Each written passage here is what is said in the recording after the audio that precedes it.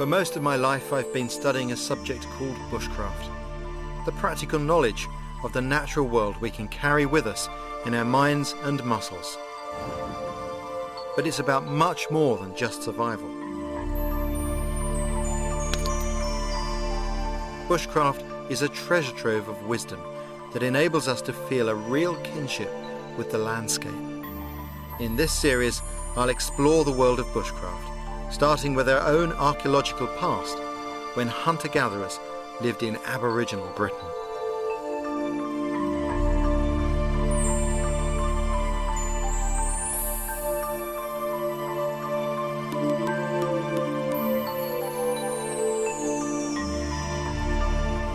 Our Aboriginal roots are only revealed in glimpses. My journey begins amongst these 6,000-year-old tree stumps which have recently emerged from the mud here on the banks of the Thames in London.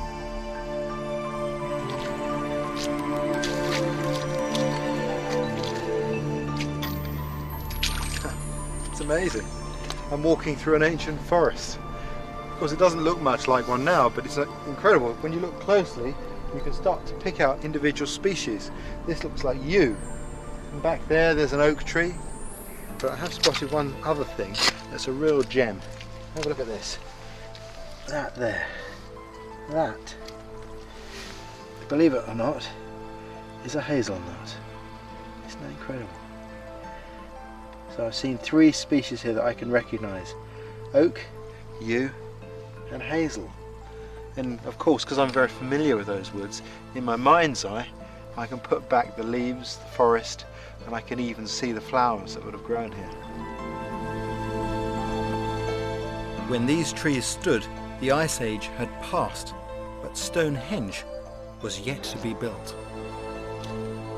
The Stone Age people who walked these banks were nomadic hunter-gatherers, whose lives revolved around bushcraft.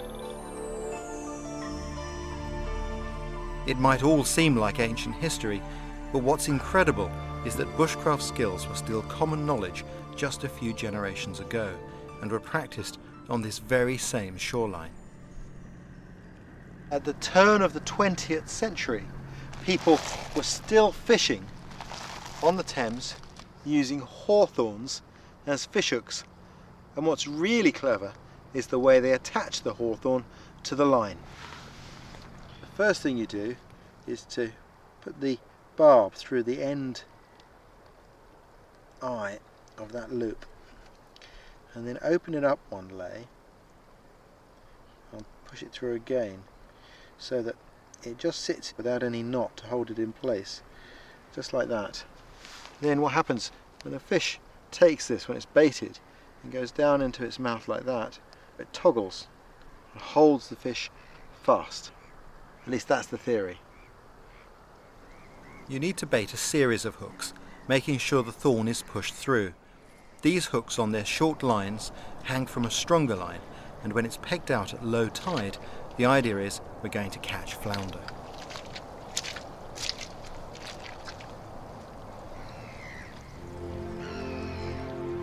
This long line fishing relies on the ebb and flow of the tides, and unlike so much of modern life, it can't be rushed.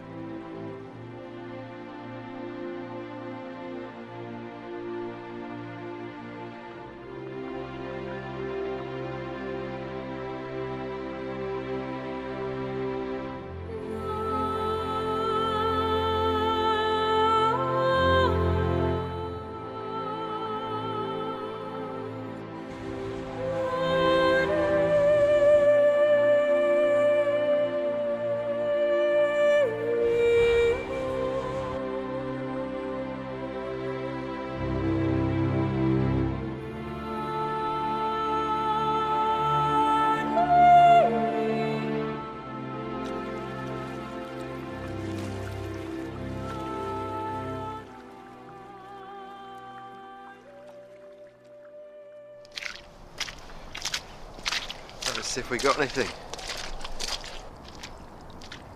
Ah, there we go. One flounder.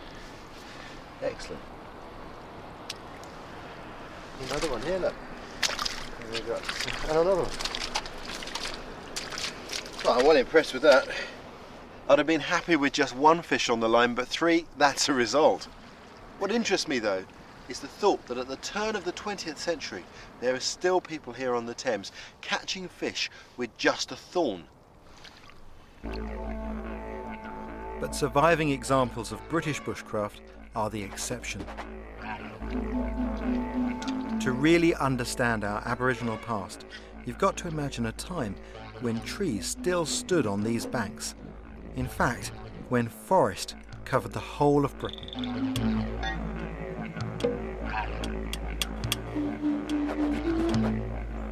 The canopy was like a jungle, broken only by river courses.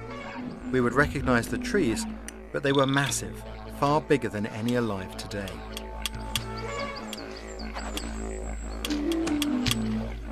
Just a few thousand people living in small bands shared this land with wolves and bear, hunting elk, wild cattle and deer. Our ancestors camped in improvised shelters or caves, moving with the seasons, a lifestyle some communities around the world still practice.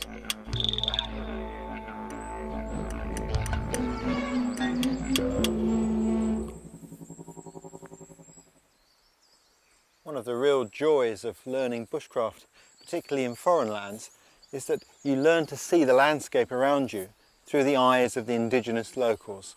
And that transforms your view of your surroundings. The sky really does become your ceiling and the ground your carpet. In Britain, it's archaeology that provides us that opportunity to give us a new view of our homeland.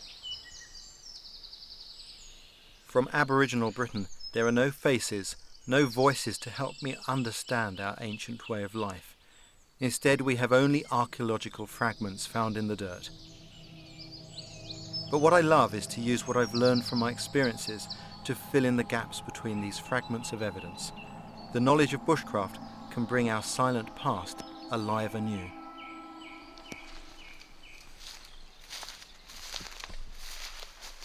When I walk through a piece of beautiful woodland like this, I try to imagine scenes from the past.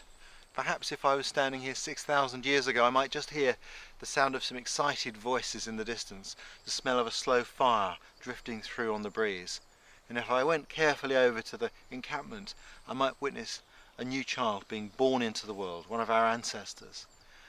Born into a world where plants were of the greatest significance. And the first plant that child would have encountered would have been in the hands of the midwife.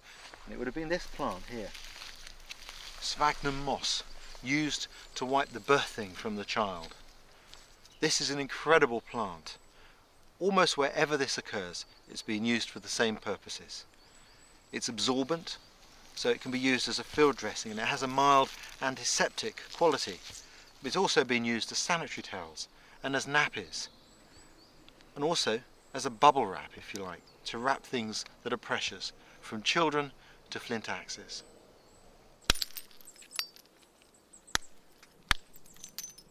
It was stone that shaped our Aboriginal past, a material people had worked for over 500,000 years, while metal's only been used for 5,000. So when you stop to think about it, it's not surprising they developed a highly sophisticated stone tool culture. For me, John Lord is the best flint knapper in the country. His understanding and experience allow him to appreciate the skills of our forebears. These people were incredible craftsmen. We think we know the techniques, but it's the acquiring the skill and putting these techniques into practice perfectly which takes the doing. Sometimes when you're working on stone and you get a problem, these problems aren't new. These problems were there in the past, and when you do get a problem with it, you are concentrating 100%. You forget all else, so just at that small point you can actually sort of link minds with people from the past.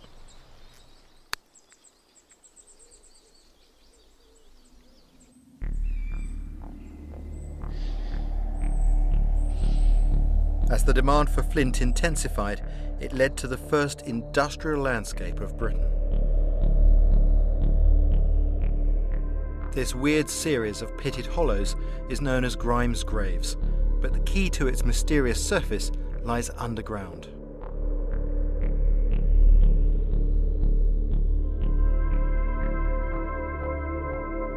Ancient miners dug shafts and side channels through the chalk with antler picks to excavate their precious flint. These nodules formed a seam 12 metres down, and tools made from these mines have been found as far away as Scotland.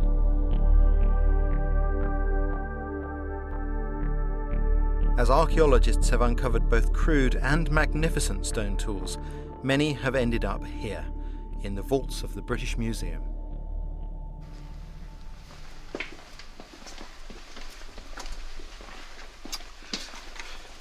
One of the things that's really fascinating about bushcraft is the view it gives us of our ancestors.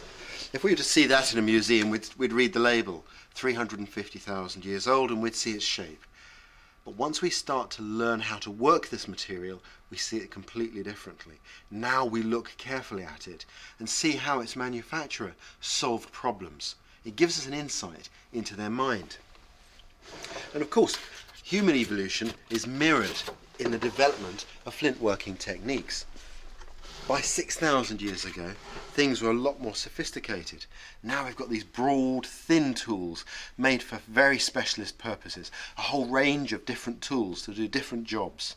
This is a discoidal knife, flaked on one edge, polished on the other. A beautiful tool. Again, our understanding of these tools helps us to see into the past, to understand the mindset of the people who made these things and really perceive their world in a completely different manner. It's like travelling in time. And other drawers hold further clues to the diversity of our Aboriginal culture. You can see by the picture what that's all about. That's amazing. Look at that. You see the fish coming up through the water? It's a fish, isn't it? Yeah. With a hook in its mouth. And on a line. And of course that's extraordinary for us because we don't have any line or string or rope preserved. So to actually have a little drawing on a fish hook.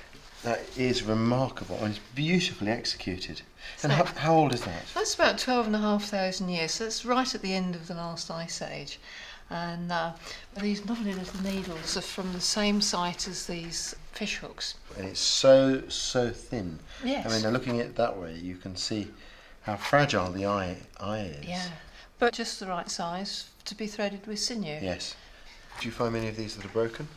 Lots of broken ones, but very often they turn up in sites in vast numbers. You get 800 or 900 needles, which really emphasises how important this piece of kit was. This comes from the site of Starcar in Yorkshire, about 8,000 years ago. 8,000 years ago. This is, I'm sure you know what it is, it's a piece of bracket fungus. Wow, that's amazing. This is an incredibly useful material. This is one of the most useful materials in bushcraft. And you use that to make a very good tinder, which will catch a spark. The type of spark that people who lived in a world without metal were able to make. I've always thought of you as the keeper of the crown jewels because from my perspective I think these things are more fascinating than any baubles the royal family wears. But clearly we are just glimpsing how the world of our ancestors was. How sophisticated do you think they were? From my point of view, I think they're very sophisticated. We must remember that all the things that we've looked at were made by fully modern people like us. And certainly by the end of the last ice age, people have really got it sussed. Their bushcraft is not simply eking out a living on the edge. These people are surviving with forests full of opportunity, and they make use of it all. And they clearly have a spiritual life and an artistic life which we only get glimpses of through the archaeology, but it's every bit as sophisticated as what we know in the present time from many different communities and even from our own way of life.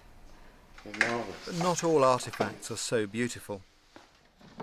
Some of the most intriguing are the ones with imperfections. The Ashcott Heath bow, made over 4,700 years ago, is one of Britain's oldest, but the half fragment raises a whole host of questions for the country's top bowmaker.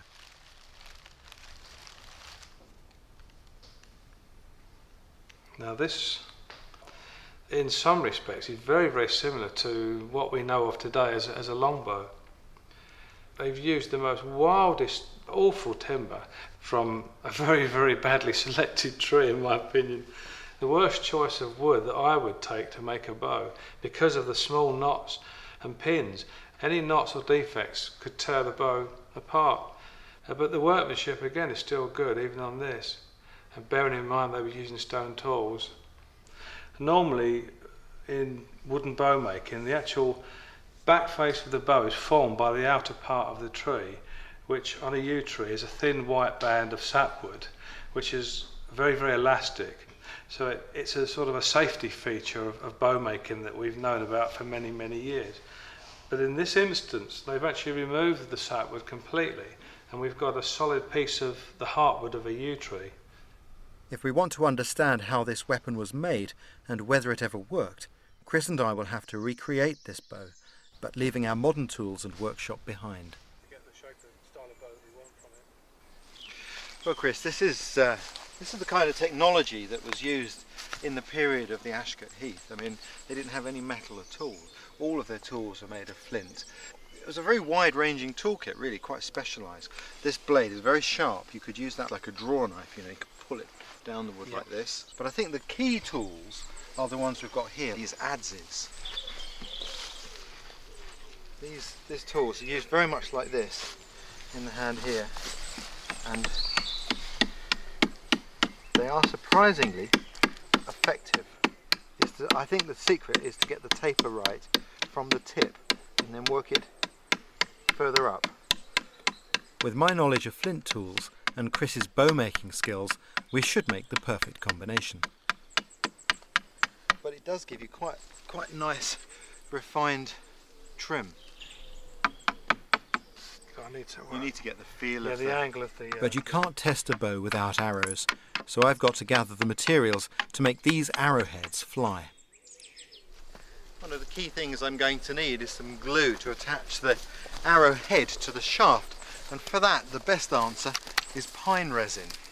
What I'm looking for are these dry areas here. That looks just like wood, but actually what I've got here is hardened resin. Take this stone tool and I just get that. You see there? You see that's resin, powdery resin, absolutely perfect for my needs. There's something really satisfying about this Stone Age technology. It's tremendously levelling. It's a grounding force. It reminds you where we all came from, and some of these resources are just marvellous. The smell of this stuff is fantastic. Oh, wonderful. And for the arrow shafts, hazel. What I'm looking for is a nice straight piece, roughly the right diameter to begin with. I'll just tear it off like that. This is how I've seen arrows collected in Africa. Just very simple, straightforward.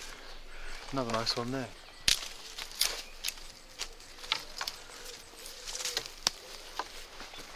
It's coming on a tree, isn't it? Yeah, it's hard work, but we've got quite a way down the process. I'm working on the back face of the bow, and while she was away, I brought the shave, and I've been using that to reduce the layers on the back of the bow and take quite a bit of wood off. Actually, it's a very, very good tool. Good tool, isn't it? I've never used a tool like that in my life in stone, so I was quite impressed with what you can do with it. And these tools, they're much slower than metal, aren't they? Oh, you need more calories to use them, definitely. Yeah. Before I can get on with the arrows, I have to get a fire going, the Stone Age way, using a kit dating back 8,000 years. The key item was this here. This is iron porites, and from this, with their flint, they could strike small dull red sparks with which they could start their fire. Their tinder was made from horse's hoof fungus, the same species I'd seen in the British Museum. Because the sparks we get from the iron porites are so cool, the tinder has to be very carefully prepared. And to do that, take a flint blade like this and scrape the tinder until you get like a mass of cotton wool-like fibres.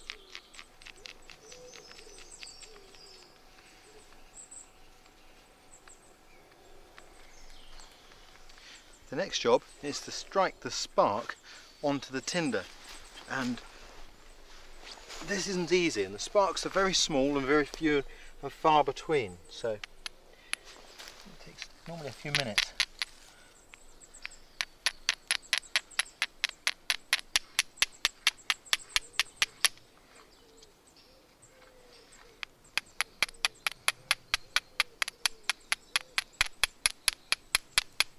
Normally when I make fire it's straightforward, but this is different. It takes some perseverance.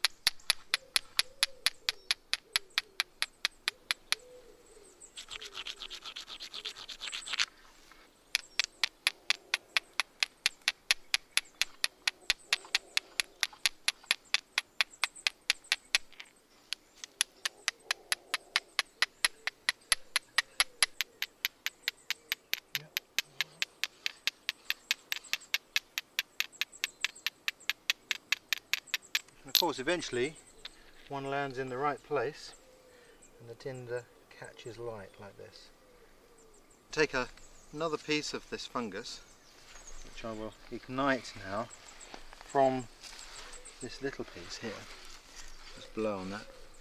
Burns very hot. I put that in there while I can just about hold it. It's getting very hot now. And now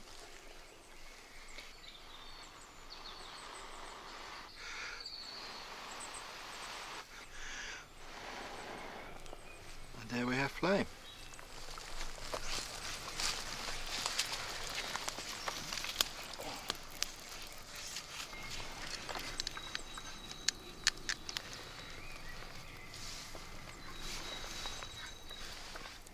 One of the key things about primitive arrows is accuracy, and accuracy is very much a function of straightness. And that doesn't look too bad, but actually when you look down it you can see it's all higgledy-piggledy, waves all over the shop. And the process is to heat the arrow shaft over the fire and then to straighten out the areas where it's bent. This one was just the same as the last one a few minutes ago, and gradually now I'm starting to straighten it out. And then once it's straight, I want to dry these stems off, and then I can scrape them down a little bit more and then sand them. It's a lot of work, but well worth it. Sitting here getting to grips with these Stone Age techniques makes me realise how resourceful our ancestors were. The forest was both their DIY store and their supermarket. This little plant down here is celandine, and this, strangely enough, is a plant that we do know from the archaeological record was used for food by our ancestors. And it's an easy plant to dig up, which is its great advantage. And that's the bit we eat, that little root there. Doesn't look like very much, but when you consider how easy it is to collect a whole load of them, it makes a good food. And I thought, well, Chris was looking a little tired there working with those stone tools. Maybe he'd like to try a snack from the Stone Age. And you bake them in a scrape under the fire for a few minutes. That should be long enough, I reckon. Break some of this out. What I've done is I've cooked these roots in the ash, and the ash helps to exclude oxygen, helps to prevent them from burning. Have a quick look. They must be cooked because these are members of the buttercup family, which are poisonous if they're eaten raw. There we go. When they're cooked you can peel them really easily, and you can see there they're full of starch, that white centre. Soft and delicious. They taste a bit like sweet potato. Very, very nice. Grubs up, Chris. These roots, Chris, are a seasonal delicacy, and if the original bowyer who made the Ashcott Heath bow had been making them at this time of year, this might well have been what he ate to keep his energy going while he was building it. Just straight in. I can eat that. I can eat the skin as well. What do you reckon? Yeah, potato. Yeah. Of course. Yeah. Yeah. Mind you eat all your roots.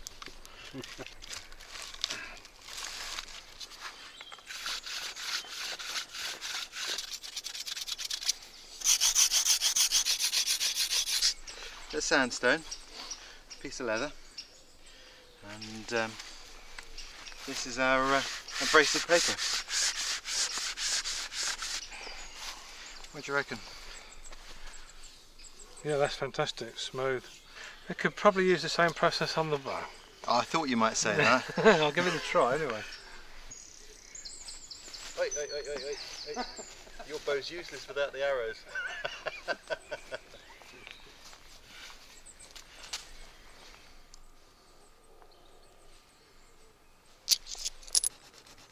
I'm trying to use this very thin tool to widen the notch.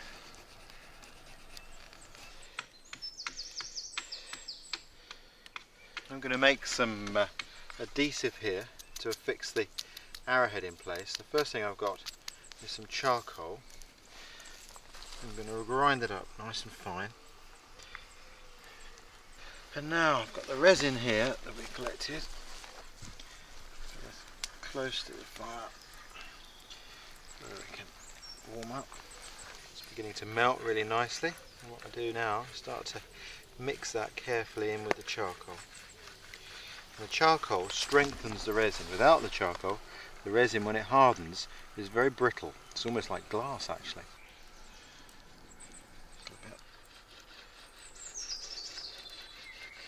Cools off very quickly.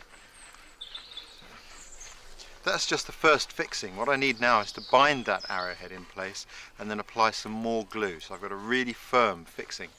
Now, our ancestors could have used a lot of different fibres for this purpose, but one of the things we know they did from the archaeological record, one of the fibres they used was this, the fibres from a stinging nettle. And that's what I'm going to use.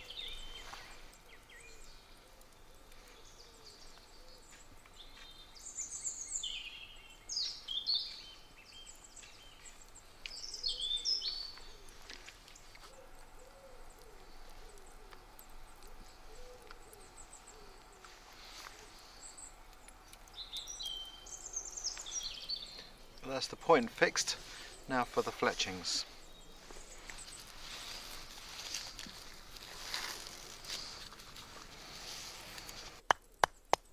These are the leg tendons from a red deer. They can be turned into fine fibres, which I'm going to use to attach the fletchings on the arrows. But to produce these sinew fibres, I first have to pound them.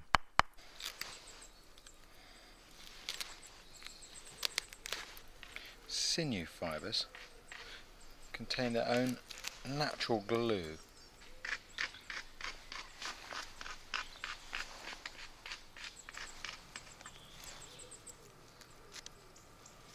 Now I'm going to carry out a bit of an experiment. In Africa, I've seen the Hadza use the bulb of a plant. They chew it up and spit it onto the arrow shaft as a glue.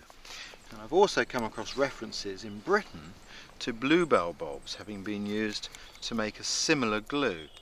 Now, these are poisonous, so I wouldn't recommend you do what I'm doing, but I'm going to chew a couple of these bulbs up and spit them on here and see if they act as a glue.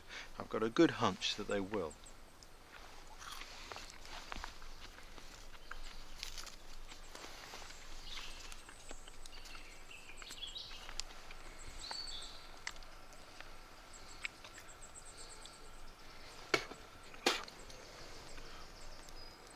Very sticky. Very much like what I've seen the Hadza using. That's really quite surprisingly sticky. Right. Let's see how we go on.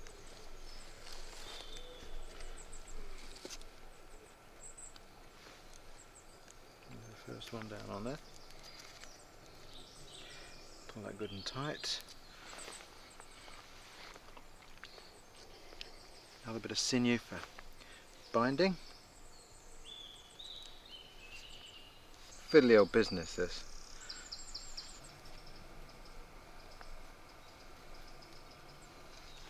Stick those in place. Another at the top there. Definitely works. That's amazing.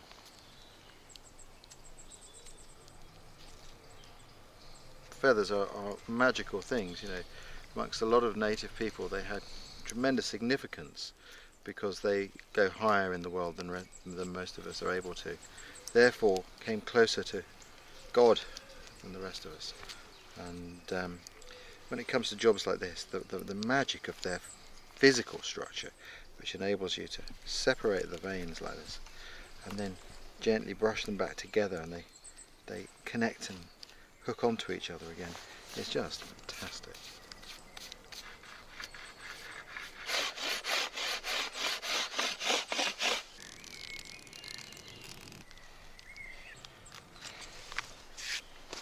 All we need now is the bow. Okay, yeah, it is just a little bit stiff there, Ray. Can you feel the stiffness in the middle of the bow? Chris is at the crucial stage of the bow making now. Someone once described a bow as a stick that was 9/10 broken. All the magic is in that last little bit that you leave there. And as he pulls the bow, it needs to flex equally in all places on either side. If one area is weak or stiff, the load isn't evenly distributed, and that will tend to lead to the bow breaking. Oh, yeah. Well, Chris, the thing that bothers me is that we've got a lot of stress involved and we've got no sapwood. Yeah. There is a very good chance, isn't there, that this could break. After all, the one we saw in the museum was broken. Broken, yeah, I know. It's an experiment, and we've said this right from the offset. I've, been prepared to give it a go, the same as you. Let's just hope that it hangs together. Hopefully they did get some use out of the bow before it broke. Let's be positive. Fingers crossed. Yeah.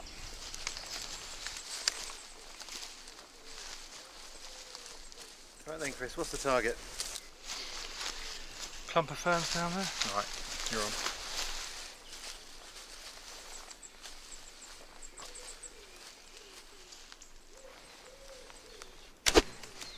Good shot.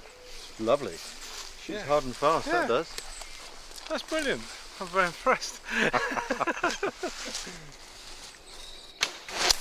Well, we get dinner with it, that's for sure. Well, of course, that's what it meant. That's what it meant to the original maker. This wasn't a thing for recreation or a toy. This was a thing to stop the hungry child from crying. Yeah. It really is a forerunner of the longbow of the medieval period, isn't it? It's just a few thousand years later, our whole nation stood behind these pieces of yew. And relied on that very weapon.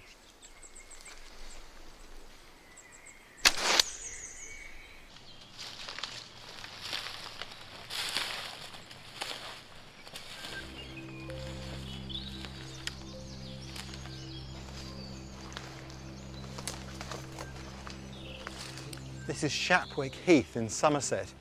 Ashgate Heath, where the original of this bow was found, is just across the marsh there.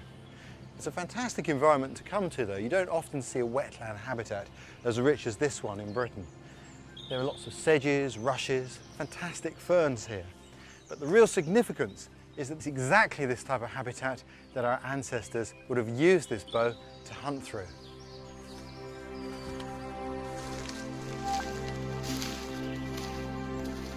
It's now illegal to bow hunt in Britain, but we can still explore with the eyes of a hunter. The forest edge gives you the advantage of preying on woodland animals coming to drink and waterfowl in the reeds.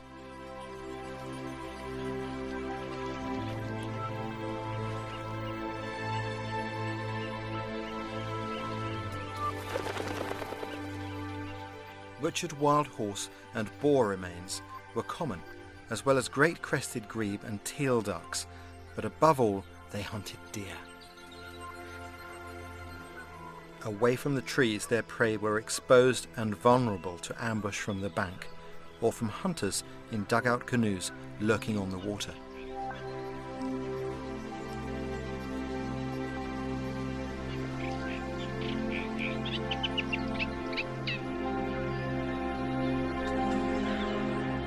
With canoes and skin boats, Stone Age Britons could use the rivers as natural passageways through the dense forest, or venture further afield along the coast.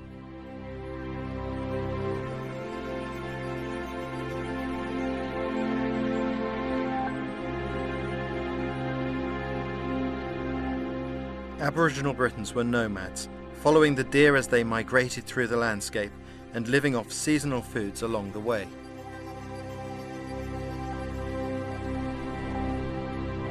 The deer lived in loose herds, moving to the higher ground in summer.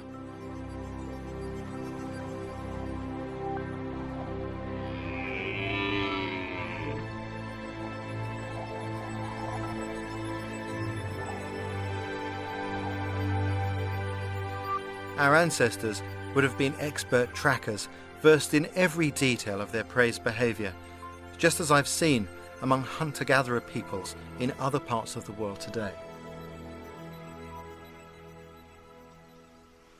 One of the most profound things I've encountered amongst tribal peoples is their respect for the animals that they hunt. These things are treated with the greatest reverence. They really believe that they are brothers, they're cousins with which we share our life, our time here on the planet Earth. And that's something I also feel deep inside. Some cultures believe that if you don't treat the animal with respect, then you have no luck as a hunter. This roe deer was shot as part of a cull, and for our ancestors, a carcass like this was a precious prize. The antlers up here are an incredibly important resource. These made needles, harpoon points, tools. The eye, the juice from the eyeball can be used as a glue. The bones themselves could be used. And the skin, vitally important to make bedding, to make clothing, bags and ropes. The old flint tool does a beautiful job. It's just like a little razor blade. Fantastic tool for the task.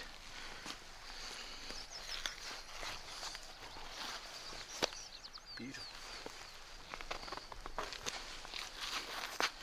You see how once you're in there and you're at work, you only really need to use your hand for this job. What I'm going to do though is I'm going to show you here the leg. Skin that back. This white line here is not bone, that's the tendon. It's an incredibly tough material.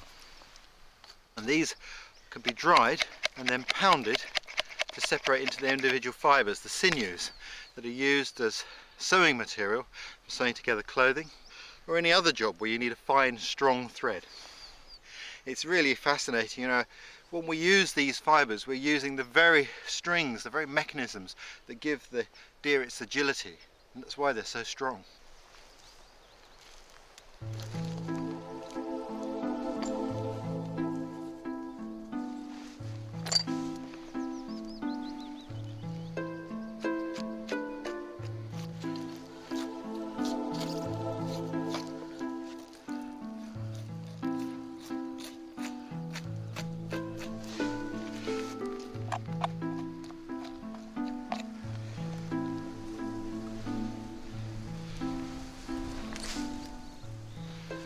That's a beautiful piece of meat. That's going to cook absolutely deliciously.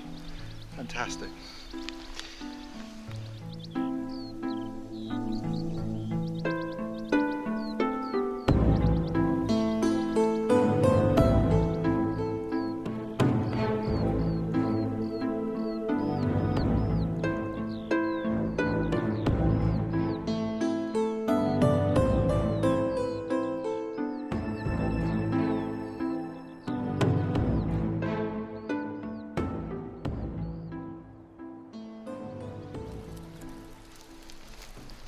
One of the problems that our Aboriginal ancestors had was that they didn't have a cooking pot for their joints of meat because they didn't have clay pots or metal ones at that period. They had to use their fire. Now, to make an oven, what I've been doing here is I've been burning a fire for about an hour and a half into a hole in the ground which I've lined with flat rocks so that the rocks will become very hot, and I'm going to cook the meat in there. First job now is to open this pit up. There's a lot of heat comes out because the rocks are now white hot.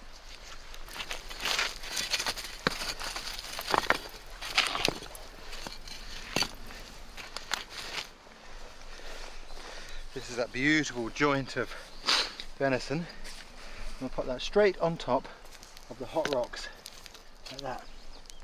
And I move these now on top and around. This nice big flat one there. You can see the meat shrinking away from them. This sort of cooking, you've got to have the right sort of ground. You would never want to do this on peat because you could set the ground itself alight. Now I'm only cooking one leg here. You could cook a whole deer this way, and I quite often do that, but even a big feast of many animals could be cooked in this manner. What I'm going to do now is just going to put a lid on top and put these sticks across here. green sticks so they won't burn. You can already smell the meat beginning to cook. Beautiful. So now I'm going to cover it with moss.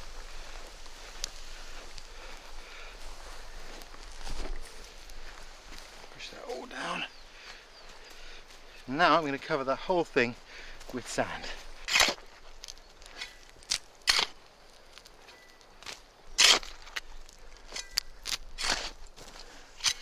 There we go. Well, the sand makes an airtight seal. One hind leg of roe deer rocks as hot as that. About 2.5 hours, I'd say, in our measure of time. And while that's cooking, I think we'll have a Stone Age seafood starter.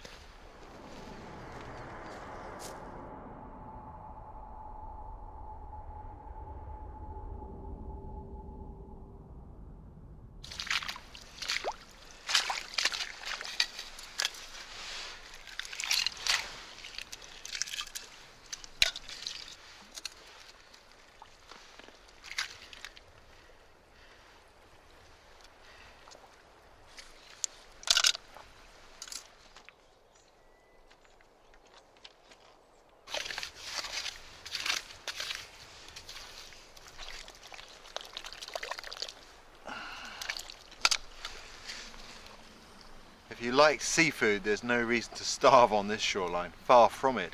Just a few minutes collecting and you've got plenty of food. I remember being up in Alaska with Alaskan Indians, and they have a saying there that when the tide is out, the table is set. And that's how it must have been for our ancestors too. It's no wonder that those early communities clung to coastlines.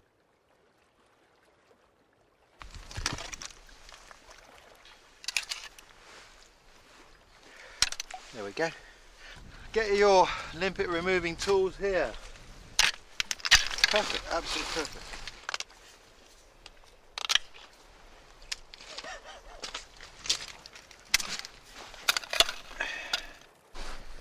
To cook the limpets, I can encourage them to clamp down onto this flat rock.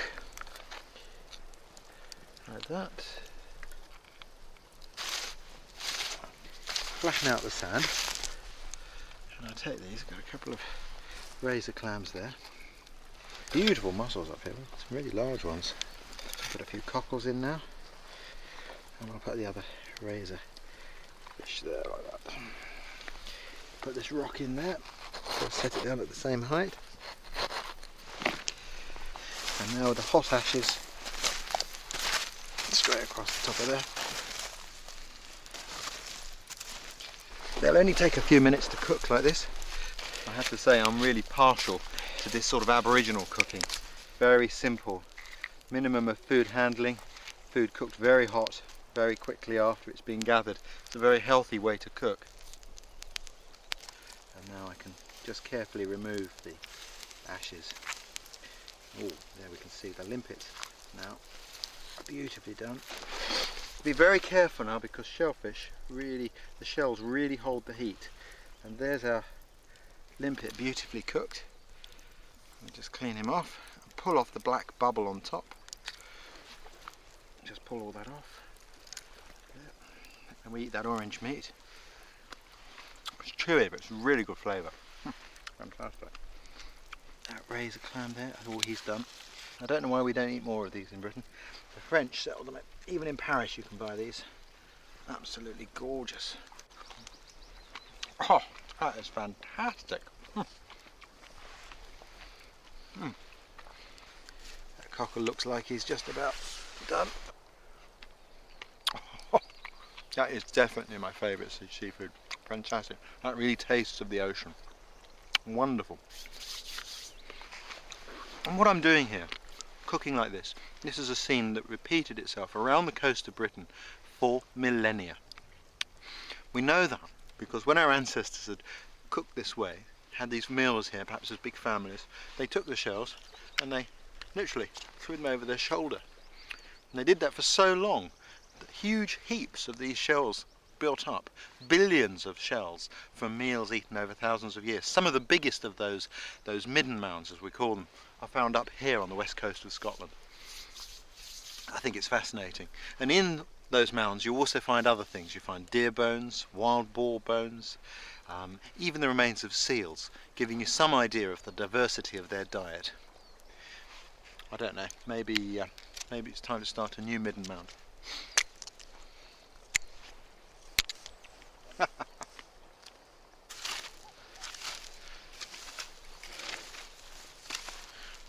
Once I start to get down to the moss, I'll start to roll it back carefully.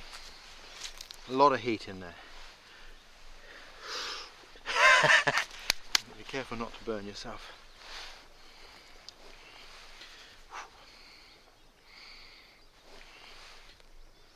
Oh, the smell! If you could only smell this. You can see how the sticks have cooked. There's the meat. That looks beautifully cooked.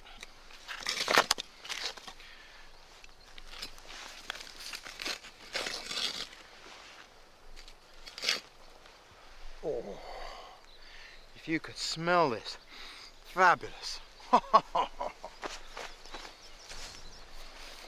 There we go. And a piece of flint, and we can do a little bit of crafty carving. Now, on this occasion, my sound recordist, Andy, has insisted that he is to taste some. So, we will oblige. Thank you. Excellent. Andy, always master of the understatement. It's so tender when you cook meat this way. Unbelievable.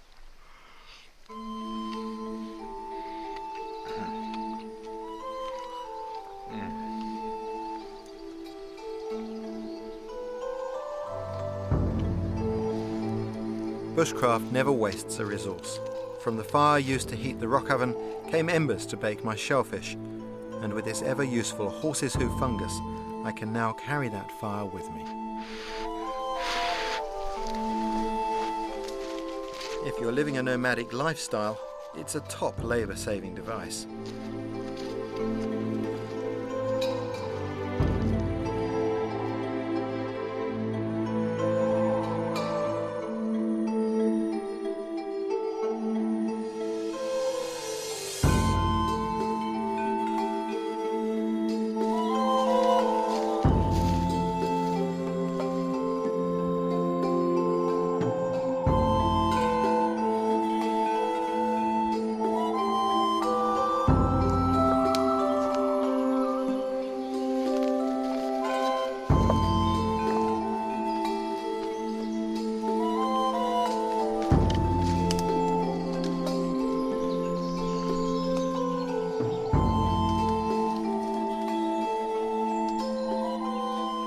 We know from archaeological evidence that our ancestors made very good use of rocky outcrops and caves all over the country. They are ideal places to find shelter and also from protection against wild animals. Even in this little cave, which doesn't look very good to sleep in, there have been stone tools found. So there was evidence that people were here, and these rocks once rang to the voices of our earliest ancestors.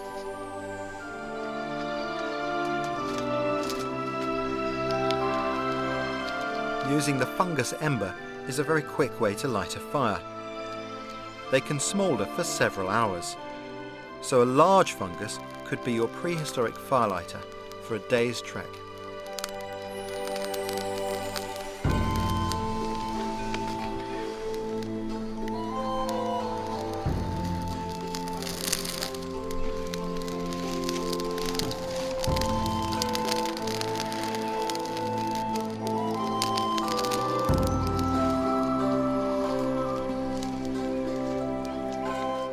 Hunting and gathering is a highly practical lifestyle, and even artifacts which hint at their spiritual culture involve some clever bushcraft. At Star Car in Yorkshire, a set of what are believed to be headdresses were found, 20 of them, made from the craniums and antlers, although they're truncated, from red deer. And these materials are not brittle. A lot of people think this is a brittle material. It's anything but. So it's interesting to see how it was broken, because there is a little knack that makes it possible.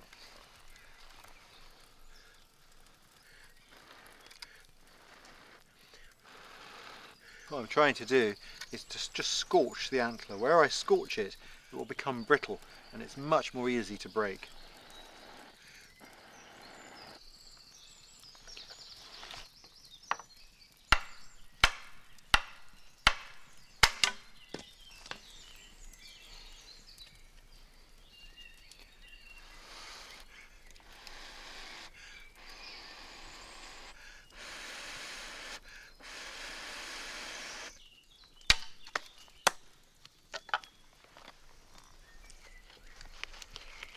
I'm drilling one of two holes which are found at this end of the piece, and what they suggest is that this may have been fastened in some way as a headdress.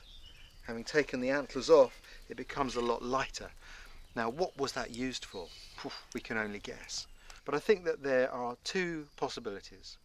One, these antlers could have been used in some means as a camouflage for somebody trying to approach close to deer and mimic their behaviour to entice them closer.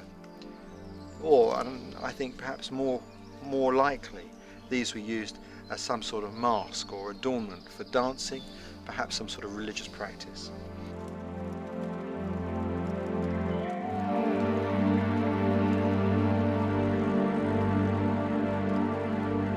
I think they were used by people who were trying to summon up the power, the masculine energy of the red deer that they saw around them, so that they could imbue themselves with its prowess.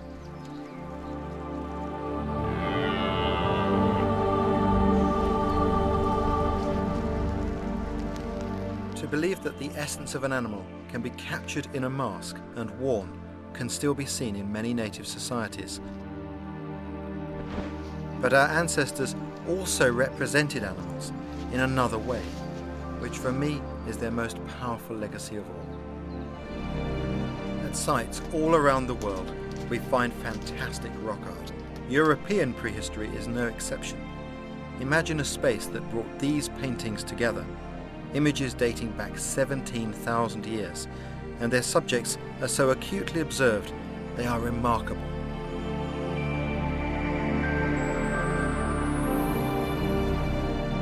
The first cave art in Britain was discovered in 2003. Simple engraved outlines depicting a mature stag. Not yet the spectacular galleries known from the continent, but perhaps there's more waiting to be found. Archaeologists have been able to piece together the techniques and implements employed by studying this art and by doing comparisons and experimental archaeology, as well as finding some of the implements in the caves themselves. And this is some of the range of materials that we used. The pigment was very often mineral pigments like this, which is red ochre, and this can be used like a pencil or ground up to create a paint on a grinding surface like that and a grinding stone. For brushes they could have used horsehair tied onto the end of a stick like that, just like a modern brush. To fill in larger areas they had another technique, and for that I'm going to use a bit of buckskin, and in that I'm going to put some of this sphagnum moss, which is wet. I'm just going to wrap that up and then tie it in place with this strip of leather. And what I end up with is this sponge, and I can put pigment on here and use that to fill in larger areas on painting.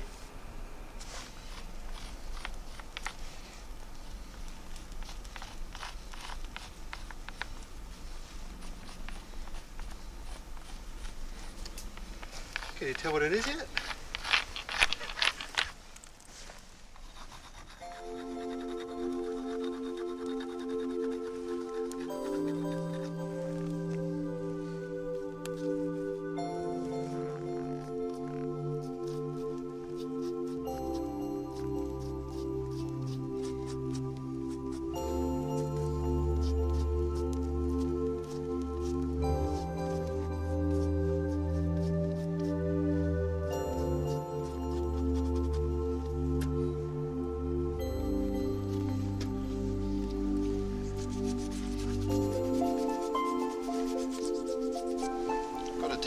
colour here, but yellow.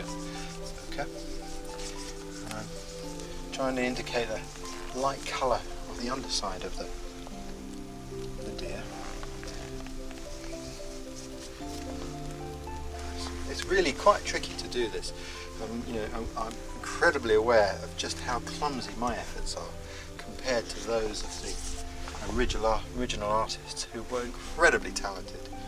One of the things that I think is true to say about their art is that whenever you look at it, you can tell that the artist knew intimately the muscle structure of the animal. They probably butchered them hundreds of times. They knew them intimately, and they convey not just the notion of this is what the animal looks like, they convey its very spirit, its soul of the animal leaps from the rock to your eye.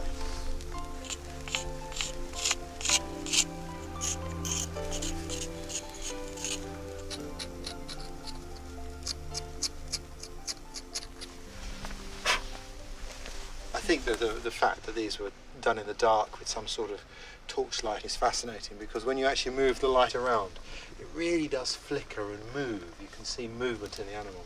That makes it easier to look for the three-dimensional representation here.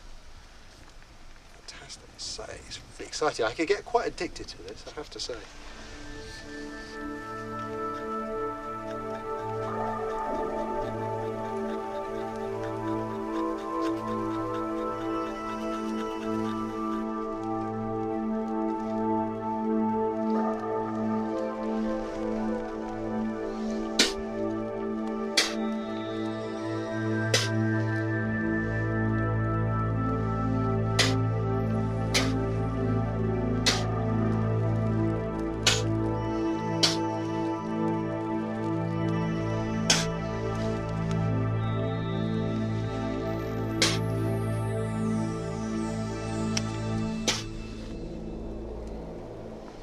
Spitting like that, I guess, was an early form of airbrush.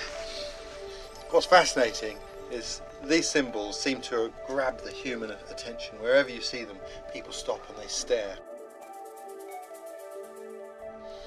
I've seen these in Australia on rock art, and in some of the communities in Australia, people can still remember whose handprints they were. And sometimes there will be the handprint of a girl who became somebody's grandmother and then passed away, and people can still remember them with tears in their eyes when they look and see these handprints on the wall. Whenever I see rock art, I think about the people who left it there, and I'm aware that they were employing a very clever knowledge of nature that made their very life possible, a knowledge that I call bushcraft. In this series we're going to explore that subject, a subject from our past that I believe has a tremendous role to play in our own futures.